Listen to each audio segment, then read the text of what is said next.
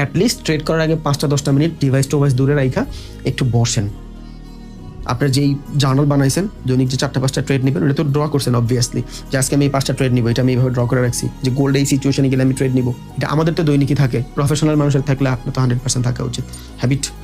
So আপনি এটা নিলেন, এটা নিয়ে বসলেন উইদাউট ডিভাইস, ওকে এই সিচুয়েশন ট্রেড করবো নাহলে করবো না। আই হ্যাভ আ ফ্যামিলি, অনেক প্যারা আছে, আমি চাইলে উল্টাপাল্টা লস করতে পারবো না, আমার উপরে অনেকগুলো মানুষের দায়বদ্ধতা আছে, আমার উপরে সমাজের ফ্যামিলির দায়বদ্ধতা আছে, আমি চাইলে উল্টাপাল্টা ট্রেড করে লস করতে পারি না, এই অপশন আমার দেয় নেই সমাজ। এই নিজের যখন ছোট ফিল করে স্টার্ট করবেন ভাই, আপনি মাটির মানুষ হয়ে যাবেন, ভাল লাগবে।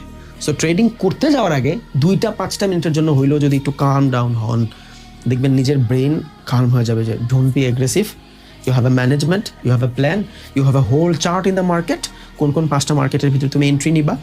হবে কি ট্রেডিং করার আগে এটা করলে ব্রেনটা শার্প হয়ে যাবে, আপনি অ্যাগ্রেসিভ হবেন না।